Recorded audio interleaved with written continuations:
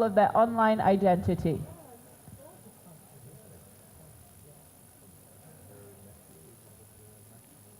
So please come back and find out more.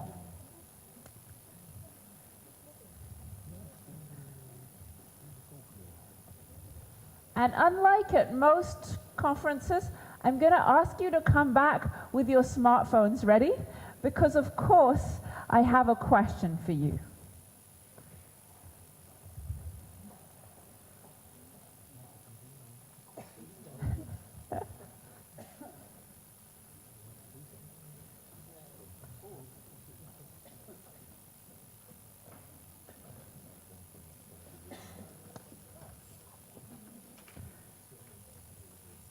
So before we start our panel, I'm going to ask you two questions, and they're really quite specific. The first one is, do you know how to tell from the URL site if a site is secure? So when you see the URL of a site, do you know if this site is secure? We have a more specialist room, so we have about 3/4 of people, 70% of people, oh, more no's coming up now. About 2/3, 1/3 know how to tell from the URL if a site is secure. Wonderful. Our next question, how many of you have had accounts that have ever been hacked? So the question is slightly miswritten, but you understand. Have you ever had your account hacked? Any account? Email, Facebook, anything?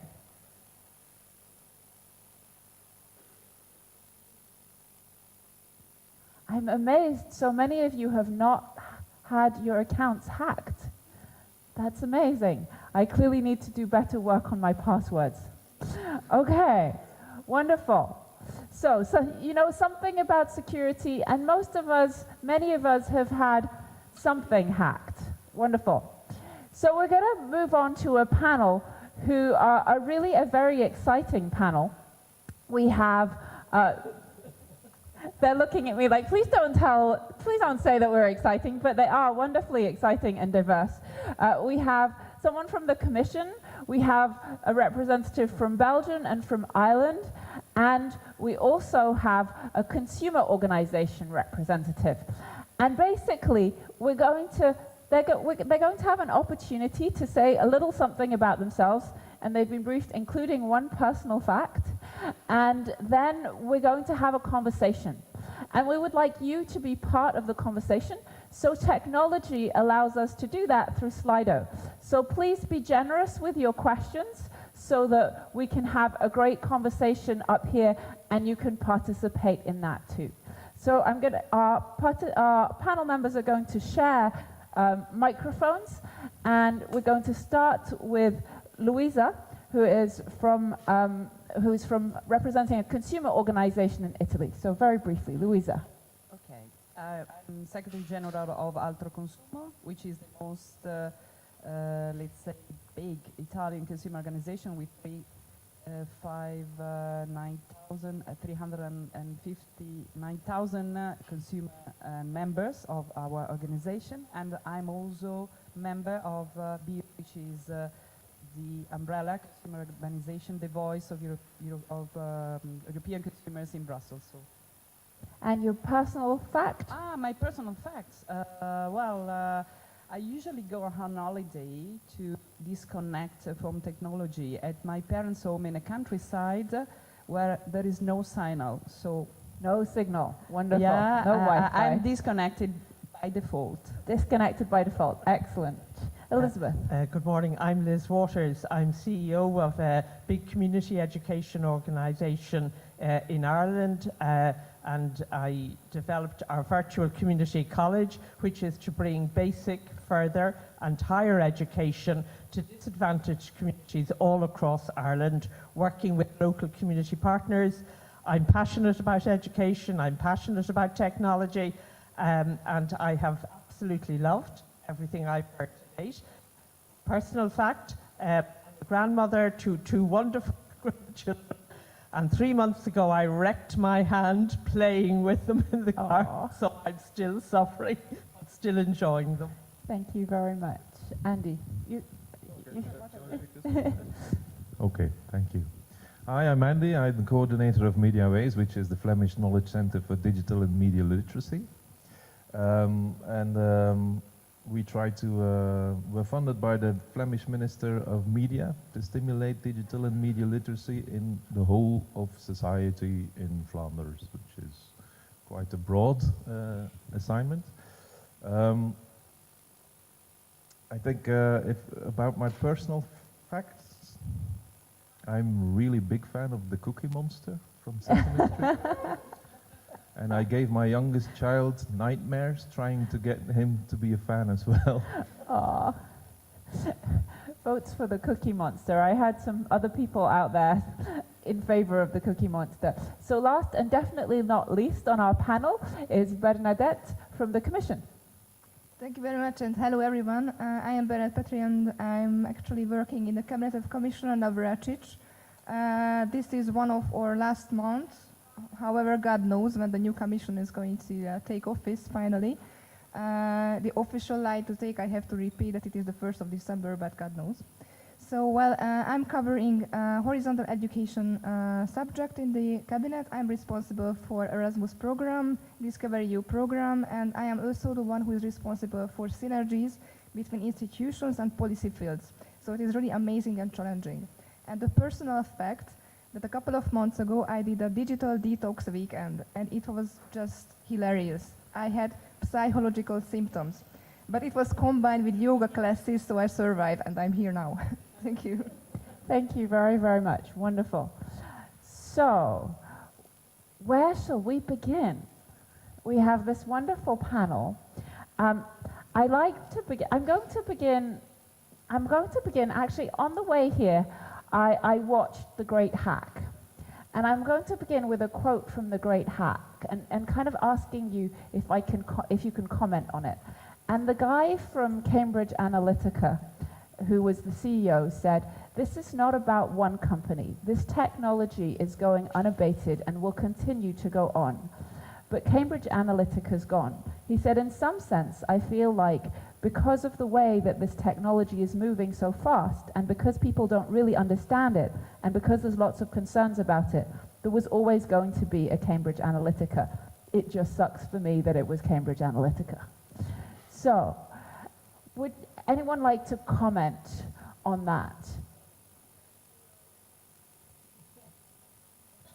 Well, if you cannot beat them, you need to ally with them. And that's exactly what Sumo and other consumer groups are exactly doing in Europe.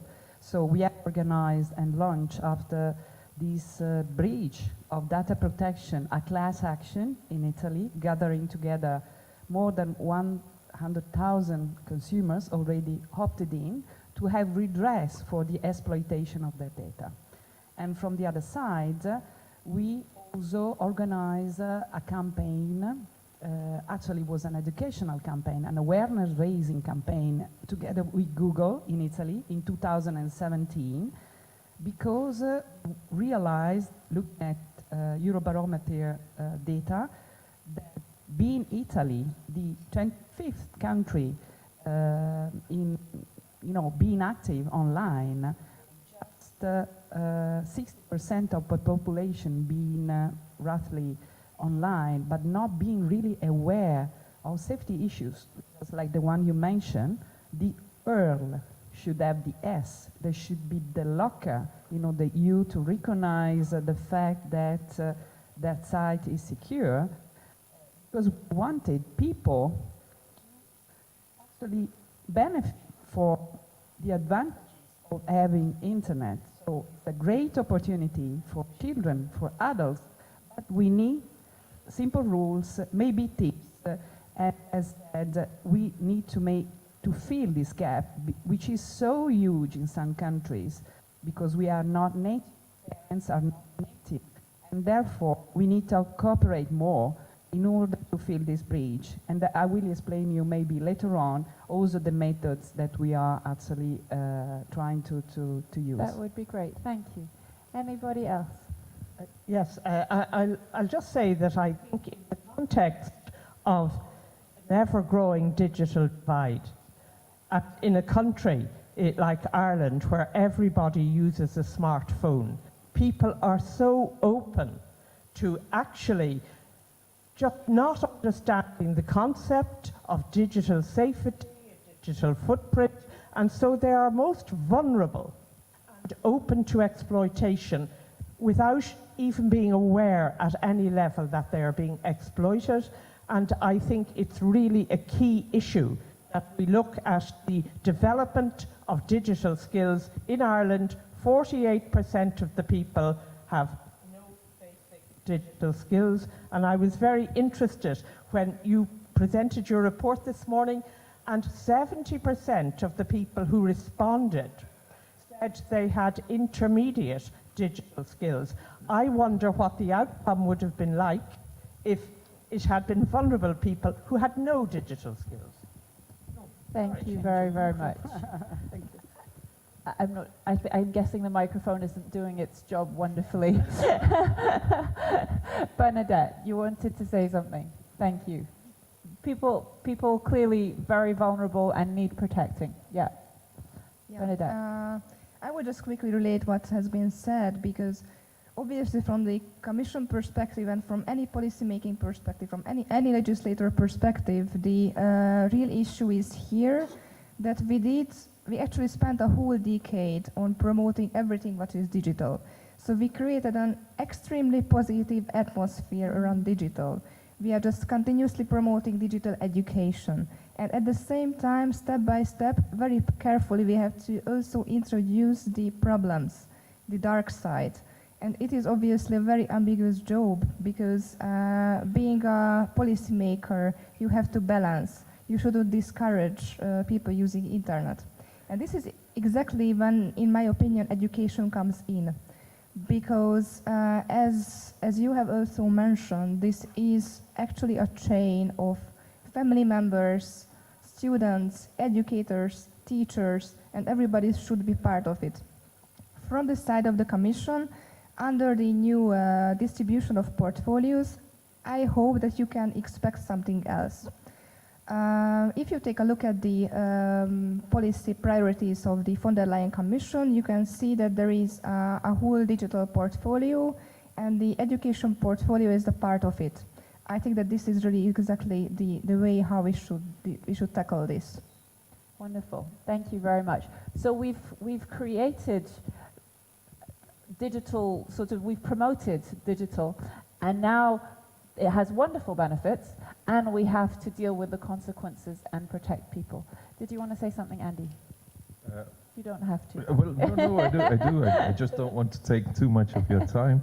The big thing about the Cambridge Analytica scandal is that we all seem to remember now, or in our memory, it's a big privacy matter.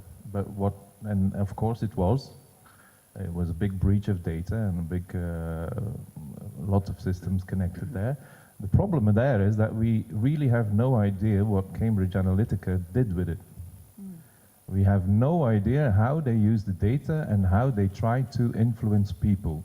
And shortly after, I think in January 2017, or shortly after the elections of Trump, there was this buzz about, did Cambridge Analytica use social modeling to profile people instead of demographic modeling, which was the normal and still is the main way of profiling people to get messages to them? Did they use another one? There was a PhD written by somebody who showed that you could, with 75 of your likes on Facebook, you could put your mental profile in the ocean model, which shows if you are more open or more traditional, more closed, and that you can use that to give your message a certain, a whole other perspective, to influence you much better. So it's, for me, it's not only about the privacy and the data aspect and have we protected it and are we sharing it too much? Are we sharing it too much personally? Are these companies sharing it too much? Are they not secure enough? But also, how are they combining and using it? And as long as we don't have much more transparency about that, this is a very big risk we are taking for our democracy. Thank you very much. So how are they using the data? And I think this is a huge question. We hear a lot about how we should protect our data, but we don't really know what people can do with our data always. And so with Cambridge Analytica, they were trying to influence the persuadables, right? And so I have maybe a controversial question. Is that not what we do in a democracy? Do we not just try and influence people who are persuadable to vote in a different way? Is there anything wrong with that? If I may, for me, it always has to do a bit with human rights. We are protecting the right to information, and consequently, we are also protecting the right to a free press or to free speech. The problem there is that this is only one of the human rights, and if we look at it from the technology point of view, they are always choosing that. Oh, there shouldn't be any editorial management of big platforms. Now the problem there is that there are also a whole lot of other human rights, and that the freedom of information is about persuasion or nudging or really manipulating people. So there, for me, does freedom to access information or provide information turn into the freedom to manipulate people and try to convince them of things that are not true? So when does this freedom turn into a manipulation and trying to persuade people of things that are not true? So actually the misinformation is a big element to that. Yes. Bernadette's nodding. And then Liz. Yeah, just very quickly, that I think that the management and any legislation or any policy making on digital footprint is very similar to waste management. There is no zero digital footprint. There is no zero waste. What we should really develop is a kind of an awareness, and it is really the digital literacy. So this is why it is just to tackled by education tools, in my opinion. And let me just briefly tell you a story. I had a conversation with one of our Blue Book trainees. Blue Book is European Commission's traineeship program, and it belongs to our portfolio. And I had a discussion with this Blue Book trainee, how he made it into the institutions for this 6 months traineeship. And we have discussed what kind of strategy he has developed, and one of the strategy element has been creating a positive digital footprint. And he was super conscious on it because he explained to me that before I decided to come and work as a trainee in the European Commission, I made sure that all the track record on internet on me is positive. It shows my committance. It also shows my interest on European values. So he was super conscious. So this can also be a tool, very interestingly. Yes, thank you very much. Liz, and then Louisa, you have your own microphone, I think. Okay. I suppose I just think when we're talking about human rights and looking at all of the issues around technology, there's a key piece for adult educators in this, and that's whom I'm really speaking to right now, and that's around critical analysis and creating a really critical mindset that our digital skills training and programs are all situated within that critical mindset where people are supported to really engage, question, and really take charge for themselves and to feel their own power. And I think it's that, I think we have a whole range of digital skills programs out there, but they're all in silos. And I have a real concern that even the digital footprint might become another silo We need to have integrated, aligned with the European levels competencies, the 5 competencies that are there. Our training programs really need to be aligned with a framework and with a critical and analytical mindset. Wonderful. So beyond, you're going to have 2 microphones if you take. So beyond the so beyond learning and understanding what happens with our digital footprint, we also need to start thinking critically about the information that we receive through the internet, and somehow we need to tie that all together so that it becomes part of the package. Absolutely, and I think it is that level of integration that we managed to bring together which is going to reshape the way, and I'm again thinking of marginalized groups, how we can support them to really develop the concepts of a digital footprint. They've never heard of the phrase, a digital identity, but can we really take that to them in an integrated way? Wonderful. Louisa. Don't give me the micro, otherwise I will have 2. Okay, 2 things. I want to comment on the previous question around how can we tackle the information which is not information, which is probably advertisement mixed with the information, or a way to bias our opinion, not in a transparent way. Well, I provide you the example of the sanction given by the competition authority in Italy, which is also responsible for consumer protection, so as an horizontal liability. Well, they said that the influencers that lots of people follow, my child is 14 years old, and she's of course a fan of Chiara Ferragni and other influencers, so they trust the influencer much more than their parents. And how to help her discover what is true from what is not, what is a product placement from what is, let's say, another source of information, which it is. Well, they said that they need to really make it transparent and make an hashtag to really detect what is information and what is an opinion and what is actually advertisement. This was a practical example about the fact that sometimes rules are there already, and we are talking here about unfair commercial protection legislation, which is a tool to use. But, second comment, we also realize, I've been working in a consumer field since 25 years, and so I'm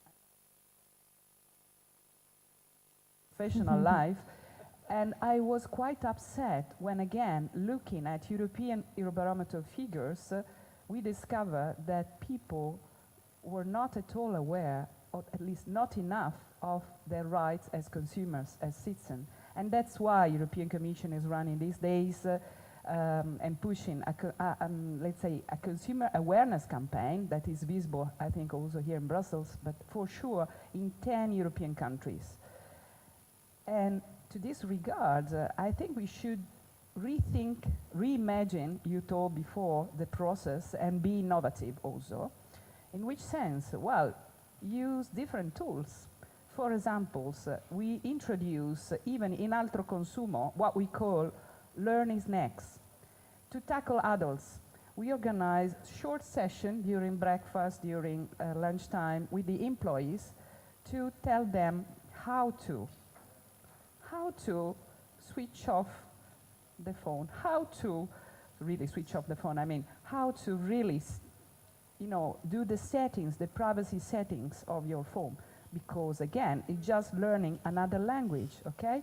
This is an idea. Another idea, which is part of the campaign that we have been running these days together with Google in Italy, but is also ongoing here in Belgium with Testachat, Cyber Simple, is again engaging consumers, young consumers, through YouTubers, okay? So there are 5 YouTubers telling the story, what does it mean to be respectful online, telling the story of cyberbullying, telling the story of data breach, and of course, with the help also of educators, professional educators, and so in school, teachers, and the help of professional of consumer rights as Altro Consumo, we make at their disposal some tips on what to pay attention to. And so cybersecurity, again, for example, it's just like, cleaning your teeth in the morning, because we are not get used to it yet, but we have really to take care, for example, of the latest, let's say, update of the software of the device, because with the update, we update even the safety of the device itself. We need to switch off at a certain time before going to sleep the device, because this will not help our brain. So these are simple tips that are part of Vivi Internet al Meglio campaign, which is ongoing now in Italy, but again is an attempt of doing something together. The very last figure, the previous campaign that we ran together with the police in Italy, and we had several roadshows, and this website touched something like 70,000 visits, and we calculated that reach out of more than 20 million Italian consumers that we have probably never been able to reach alone. Okay, despite the website of Altro Consumo is populated already by 30 million visitors a year. But I said that because I really must share my colleague here opinion. We really have to exit out of the silos. Even being here today, for me, is making a bridge. So I really thank Gianluca and colleagues for organizing this, because it's making a bridge between the consumer world and all the efforts we put into consumer defense and awareness, but we probably focus too much on information, and then we discover that people do not read anymore, and that's why we use video. But we need to really act, Act means to translate into facts and the efforts of really bridging this gap. Wonderful, thank you very much. So it sounds like you guys have done some amazing work in this area, and in fact that was going to be one of my next questions, so you may have answered it already around what is effective and where will we be going in the future. You talked about making sure that it's clear whether something is advertising or not. So that sounds very, very important. Did you have anything else you wanted to add to this on this point? No, we're good. Okay, so I'm going to go to some of the questions on Slido now. And a great question from Ellen, if I can see it in the right size. What about GDPR? Isn't our digital footprint more protected and under control now? Has GDPR solved everything? Yes. Yeah, well, I believe that so GDPR is a great tool. It can be also burdensome for companies, but it has an overall very positive effect. I would say that the real issue with overall digital awareness, cybersecurity, is that we should really choose the right tools to the right targets. Because yesterday night I got back from Strasbourg, because we had a plenary week, and during plenary weeks college meetings used to take place in Strasbourg. And in one of the hotel lobbies, I had a conversation with the participation of my commissioner and Commissioner Vestager. And I have just mentioned them that I'm coming to this conference, and it has a really inspiring topic that has been raised. And Commissioner Vestager, who is going to be Vice President Vestager soon, is going to be responsible for digital. And she has raised her point of view on this whole issue, that through legislation we cannot really tackle things that are changing dynamically. Because let's just take into consideration the cybersecurity package. It has been introduced in 2017 September, and technology-wise it is already outdated. She is going to present the Digital Services Act to create responsibilities for platforms. She will start the legislation maybe early next year, and she will finalize it in 3 years. It is going to be already outdated. Same applies on the GDPR. What is really effective, and I believe is more effective, is organizing campaigns. So the currently ongoing campaigns launched at the level of member states are super good and effective tools. We had in September the positive online contest strategy and an awareness week. This was part of the strategy on positive internet for children. That was my commissioner who raised that why are we not organizing a positive internet content for families? Because tackling just children and the young generation is not enough, because very often the missing link is the well-educated educators and parents, other family members who are also able to use internet, are digitally aware.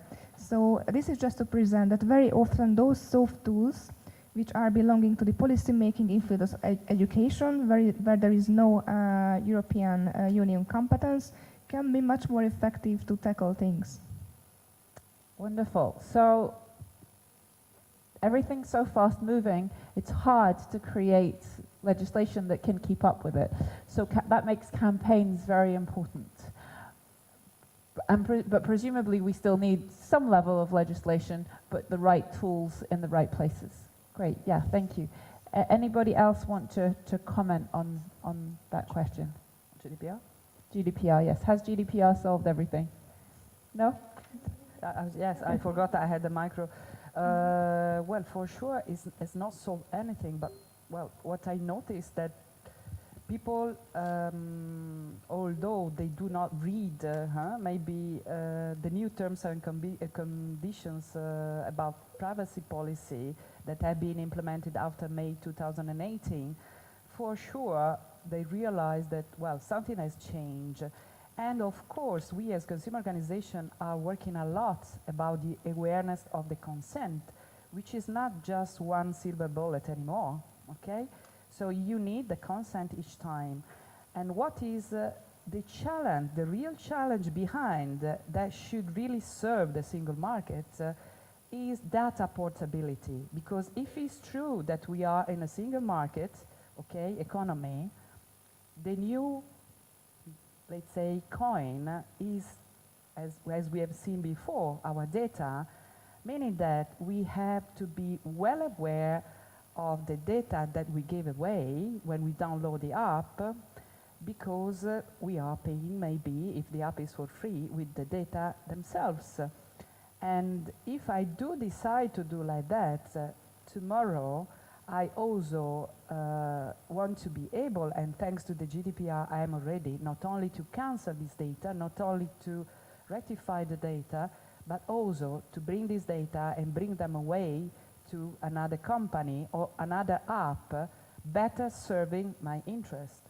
So this is crucial, because when it's just like switching the bank or switching the insurance, which are not let's say, habits that especially in the southern countries people have still, but going more and more digital, if we want people to really take advantage of the digital single market, which is much more accessible online than offline in terms of cross-border, let's say, activities, we need them to be really aware of the value of comparative information and the possibility to really choose the best choice. And to this regard, I do a little bit of product placement, because in 2 weeks' time in Brussels, Euroconsumer, which is the network of the organization to which Antroconsumer belongs, will organize a conference again on the issue of bridging the gap with companies to better serve consumer interest.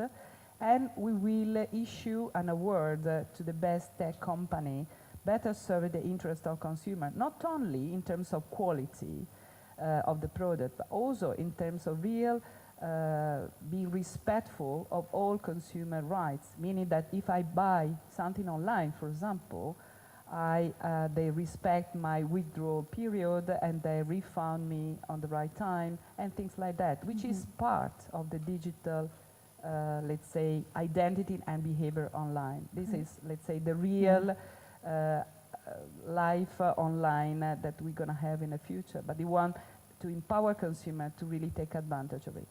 So empowering consumers. Liz, you want to say something? Just a general comment to the panel. So sadly we have quite a limited time here. So if we can this is a very rich and complex subject. So without losing the richness and the complexity, can we go to Twitter answers? Keep the depth in Twitter form.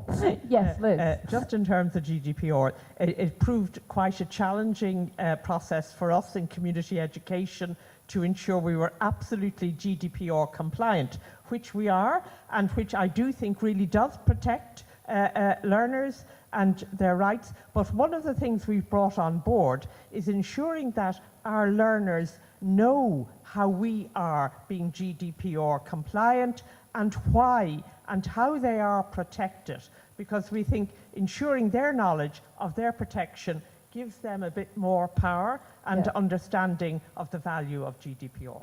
Wonderful, thank you. Did you want to add anything? You don't have to, but if Yeah. everything's been said on I'm- this. I'm trying to keep it. No, GDPR is very well, but one of the things that is already on there on the screen is what if I want to use a service and the only way I can is just to acknowledge agree with their terms, and that's the look at Facebook. The only way I can use Facebook is agree with their terms. I don't really have a good alternative to Facebook if I want to go broad.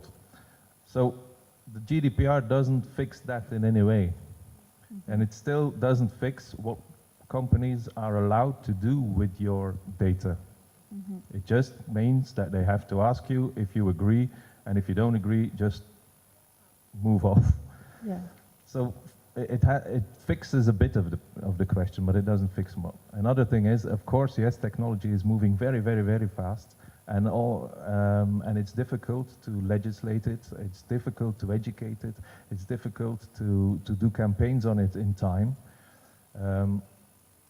But I do think at the policy level we can do more about that if we get, and I agree totally with you, Elizabeth, is if we get out of all those silos of the Better Internet for Kids, of the digital education plan, which has only one goal on security, of the strategy on the digital skills for jobs, on the children's rights in the digital environment that another commissioner is going to develop, and probably not taking into account what the UN and what the Council of Europe are doing on that account.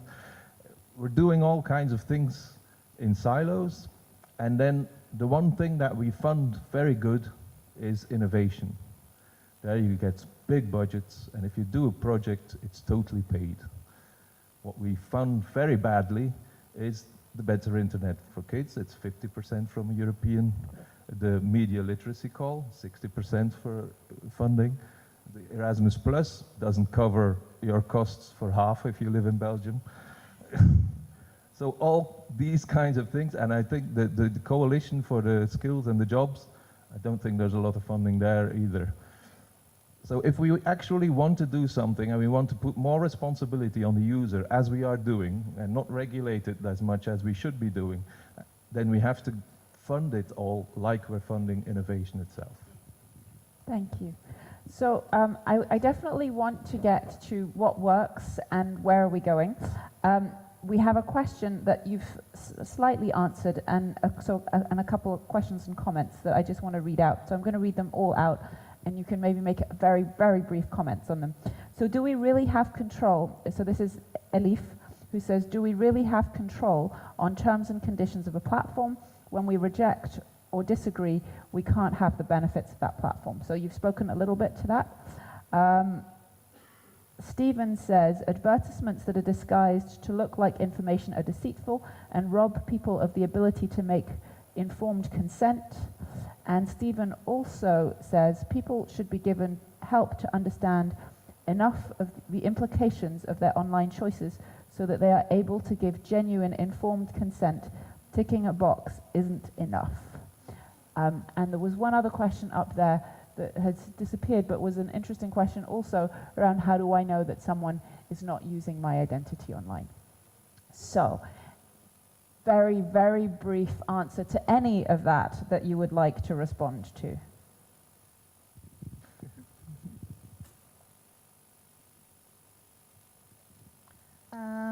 Yeah, just briefly and without sharing any kind of backstage information, the plan, for instance, with the partial combination of Erasmus Plus and Horizon 2020 program. So this is the future plan? Yeah, it is basically So covering I'm the just three wondering questions. if we can Yeah.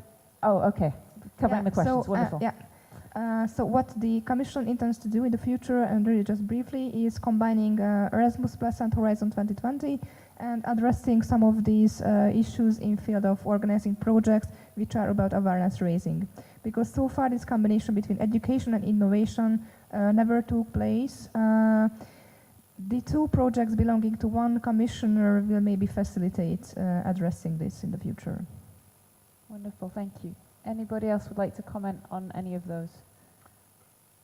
I think it's a great news because probably is the way to tackle the issue, having this combination that should really help us deliver in the interest of the whole society. We have been approaching some research very recently, project related in this case Horizon 2020 to Plan Obsolescence using the internet. So the internet is enabling us reaching out people to tell us the story of their electrical appliances, for example, life lasting no more like in the past, so reporting problems. Again, this has to do with our digital, let's say, life, because it is a way to report problems that we probably could not collect in offline and make use of it. So do you think also to the possibility and the richness of this big data community? We have been also running projects around health issues, and again, the fact that we can gather data together without privacy violation could really probably prevent problems, but also eventually report back to the watchdog infringements, because we cannot just rely on, as we said, consumer willingness, because we are not so rational as we think to. I can confirm the data.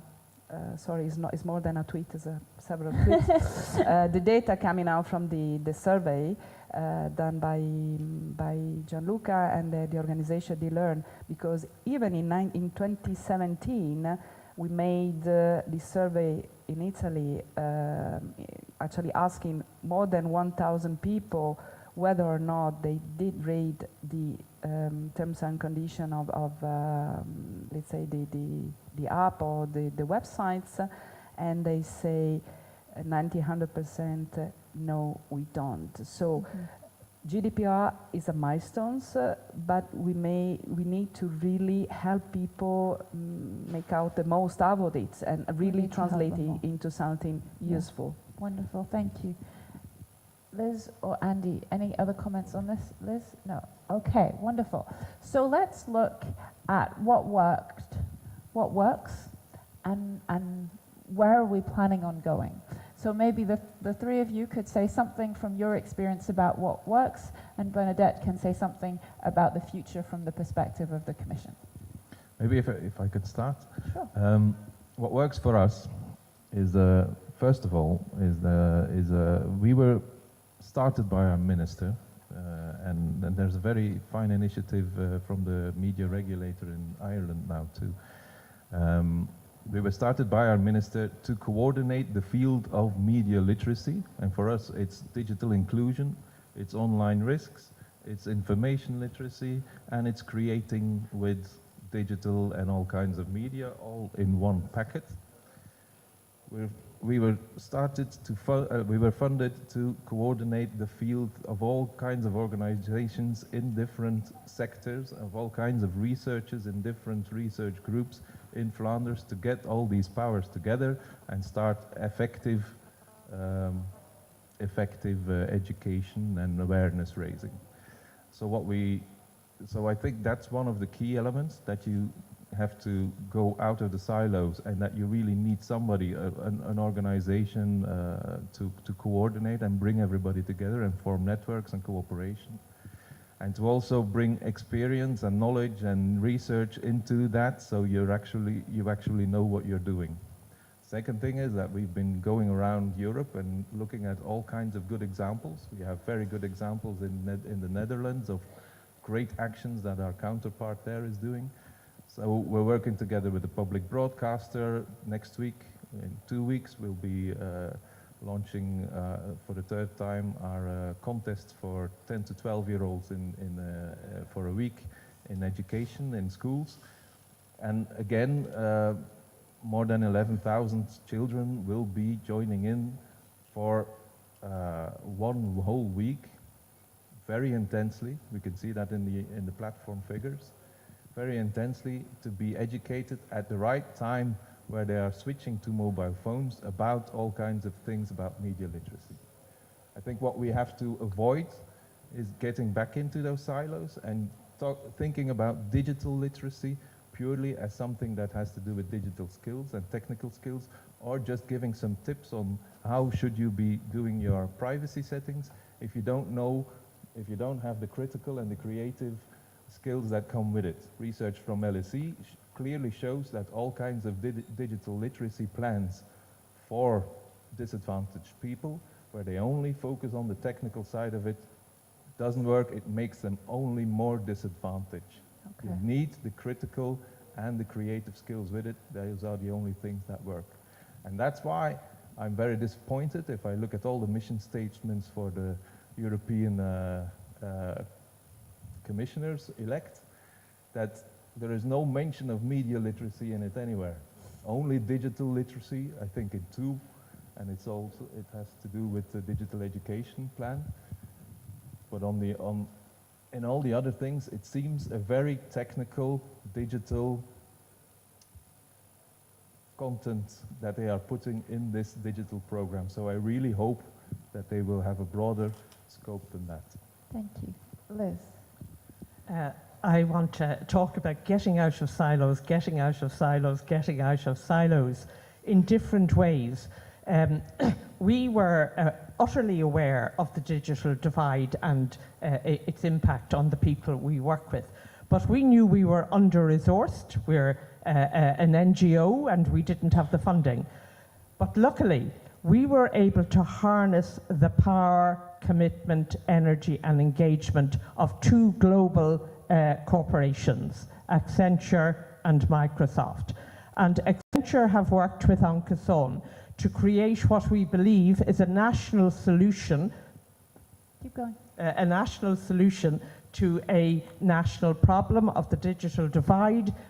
And at the heart of that is digital identity. And so we have developed a tool that starts with an assessment for people for where they are in their own understanding of digital skills. And that's number 4 in the digital competencies, the European framework. But each of those is linked together so that people engage, be they educators or learners, they engage in assessing their own digital competencies.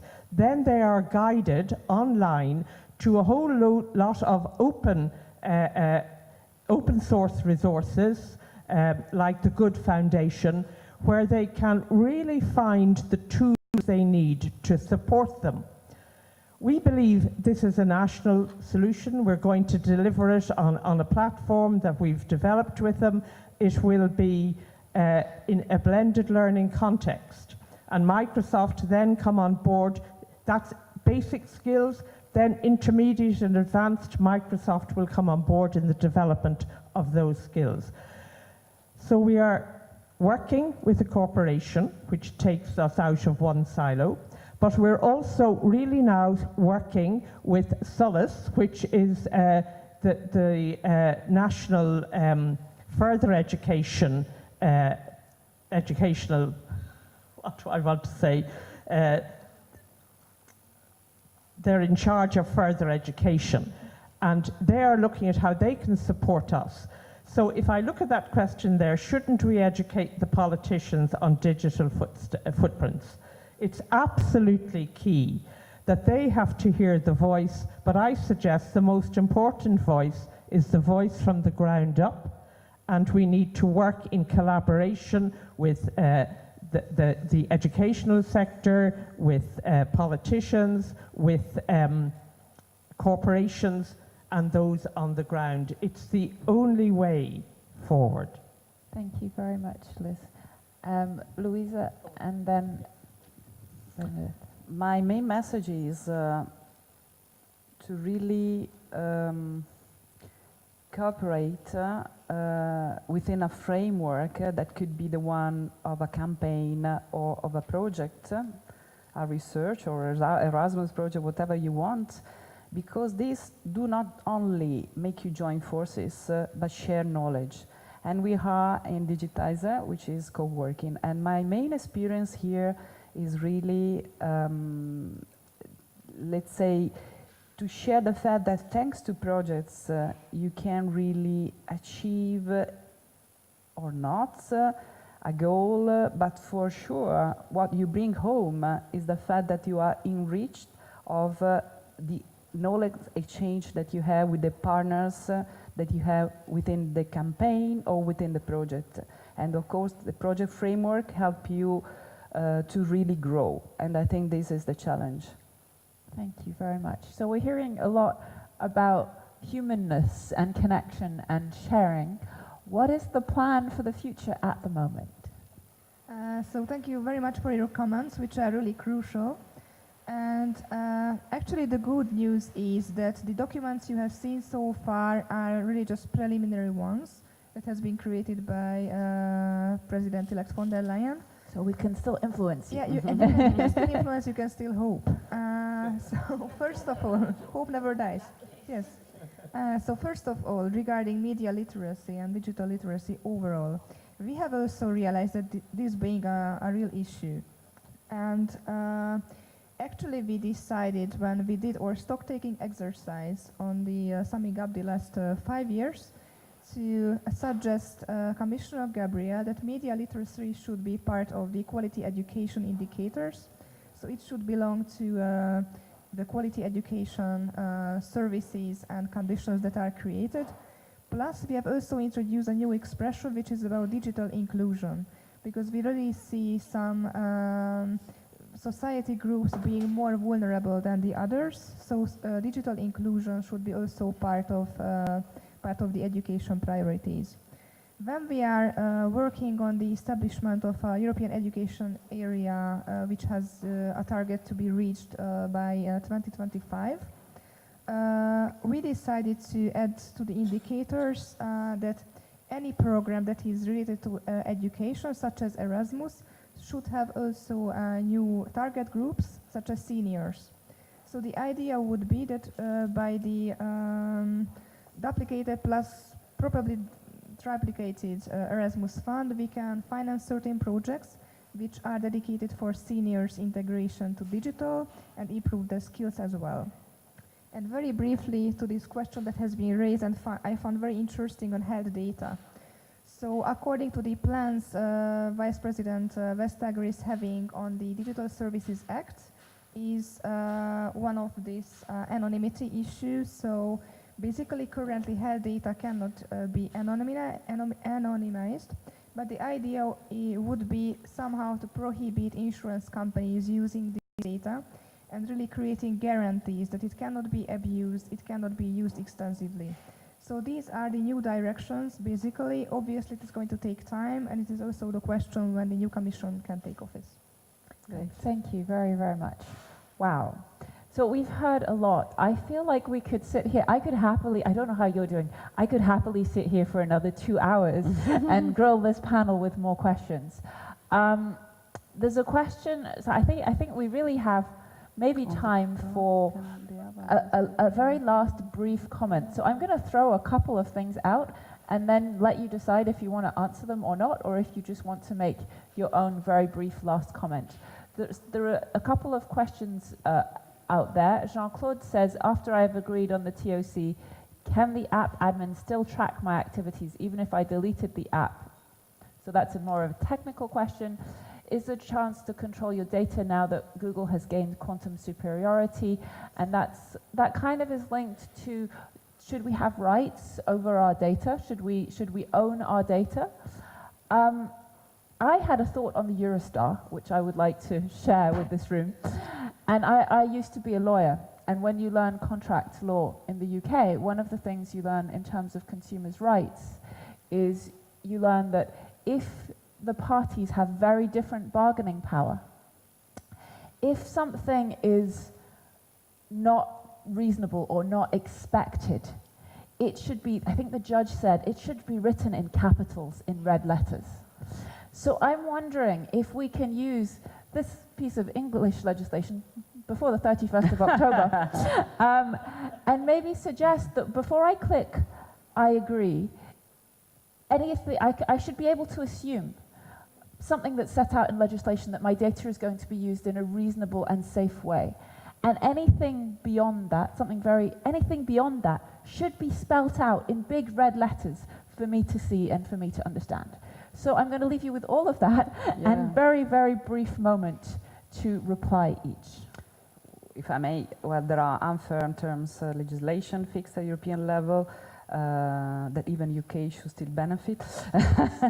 And that means that you have to receive clear information for all contracts. GDPR also is setting this exactly, so you really need to provide clear consent and of course to receive some services you have to deliver your consent, otherwise you won't receive. We, for example, for our members, we do ask them consent to send them the magazine and also to allow them to have access to our services on the website. That said, I think the issue of governing or trying to tackle the two questions mentioned there are not even manageable at European level. Is a worldwide governance that we need to find, because even when we talk about sanctions, I was mentioning before the fact that Altro is running a class action against Facebook for the breach of the data, and that the competition authority sanctioned for 5 million euros Facebook in Italy last year. But the issue is the enforcement. So if this is happened in Italy,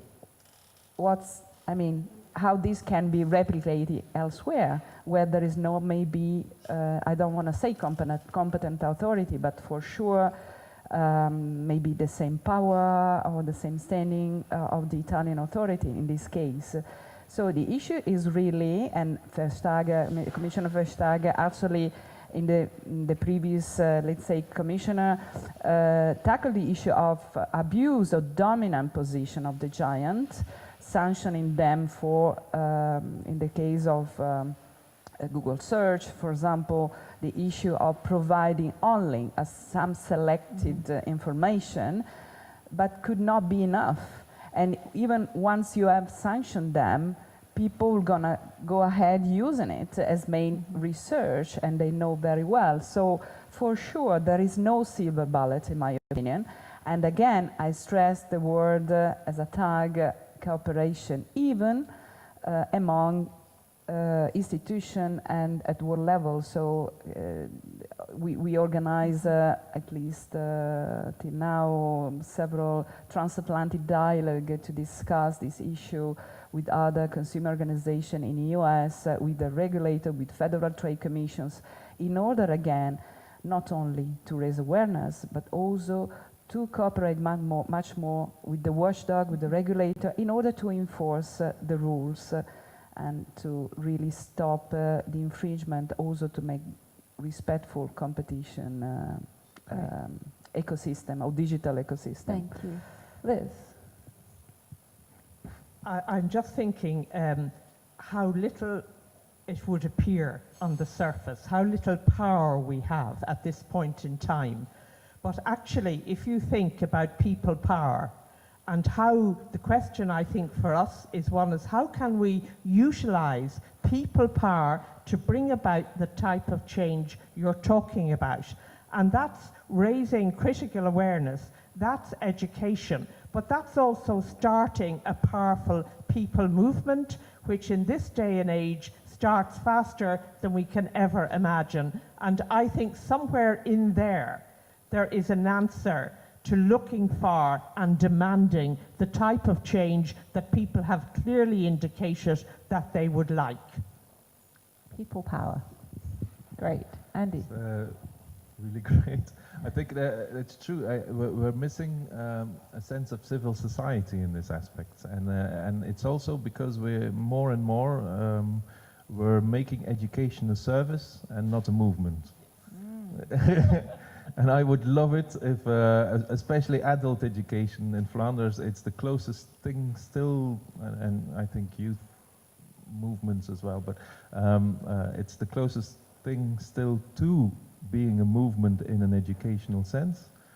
But I'm just afraid that we're budgeting that out of it and making it all services.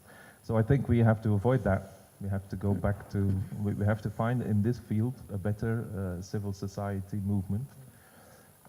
I also think we have to be much more transparent, or we have to regulate much more transparency. Maybe not even mainly to the public, but maybe more to researchers. And I think most of the networks now don't supply their data to research, so you can't even see what they are doing.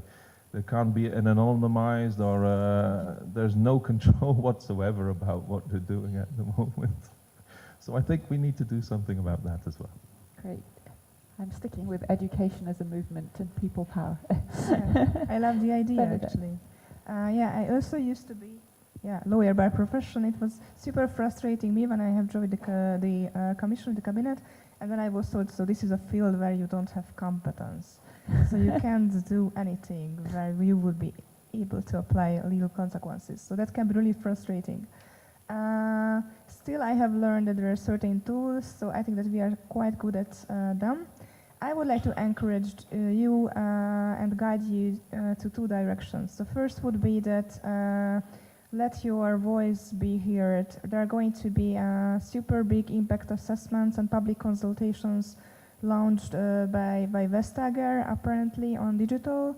The same applies on other commissioners, so please be active, please contribute, please share your ideas. This is the first thing. Then the second thing, that I used to work in the European Parliament, and we, the Commission, we are freaked out by them. So if something comes by the Parliament, honestly, we have to take certain steps. So put some pressure on the parliamentarians because they can make an impact, because we are scared. So do that. And a third comment that, regarding Google gaining quantum superiority, I really like this question. First of all, someone should explain to the DG what it means exactly, quantum superiority. The good news is that I think Vestager used to have great experiences dealing with Google, so she can now develop this into a new direction, and I hope that she will do that. Thank you. Thank you very much.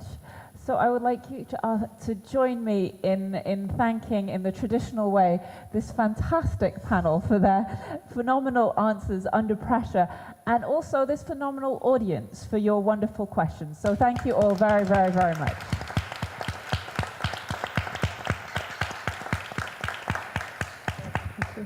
And what could say thank you in Belgium more than chocolate?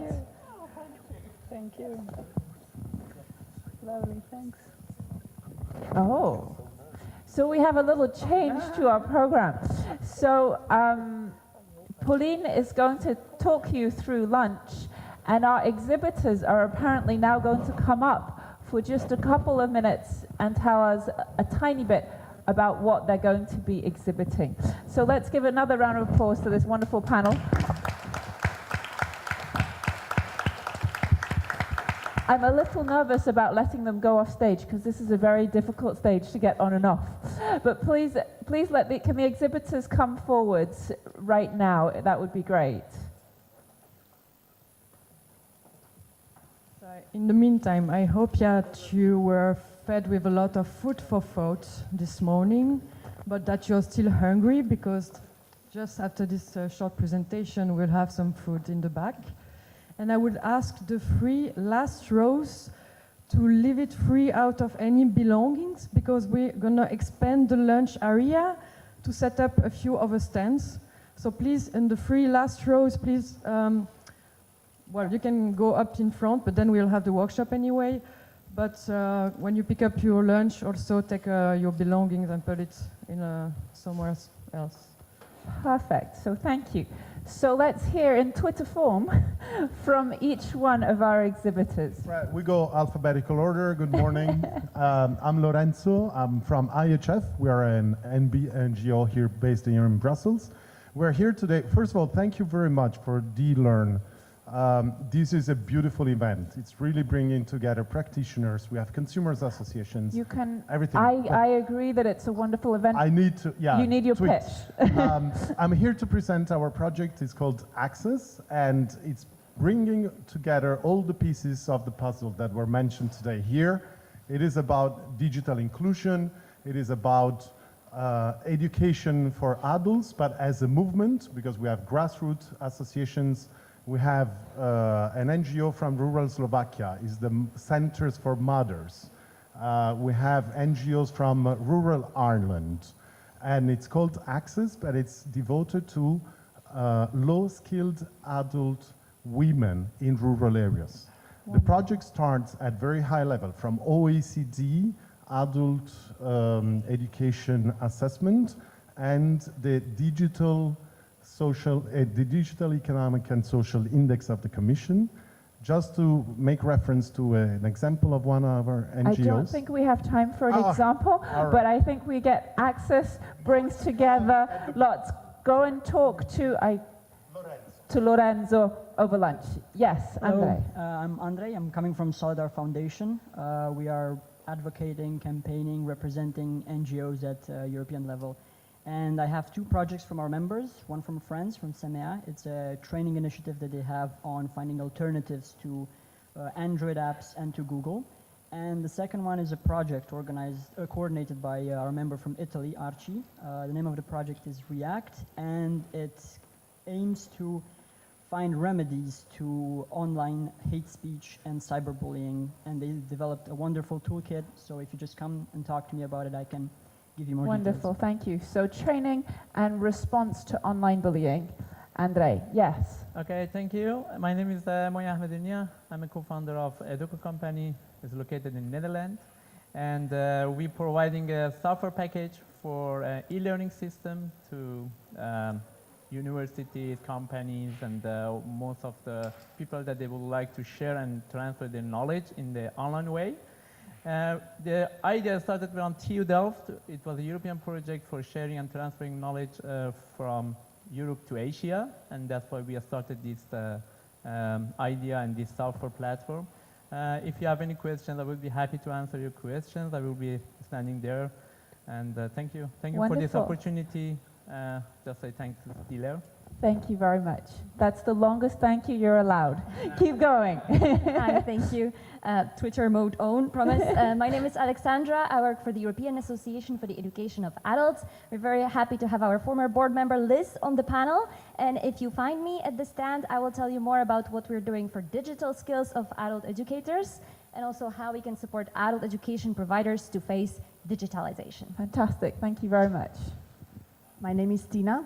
I'm from Adult Education Center Žalec from Slovenia, and we are the coordinator of Quality Blended Learning Project. At the stand over there, you can see the results of our projects, the handbook, and I have a small request. Namely, we had 3 handbooks really nicely printed for consultation, and I would be very happy for the person who borrowed it to, just for the time being, bring it back to our stand so we can show it to whoever wants to see it. Wonderful. Thank you very much. Yes. And my stand will come up in a moment, but I'm from All Digital. My name is Pia Grunewald, and I'll present a few projects, but the most important one for the topic now is the Open Adult Education Project, where we empower low-skilled learners how to use free and open source software, so software that works for them, not to sell your data. And we find that very important. I'm happy to talk about it. Thank you very much. Big round of applause for these amazing projects. So now it's time for you to fill your yourself with wonderful food and wonderful information and conversation from these people. So please enjoy your walking lunch and be back here at 2 p.m. At 2 p.m., after 2 p.m., we'll do the workshops, but we'll just have a very brief presentation, a bit like this, Twitter mode, on each of the workshops before you go off to your various corners. So enjoy your lunch, enjoy your conversation, and enjoy these wonderful exhibitors. Thank you very much. See you at 2 o'clock. It's okay.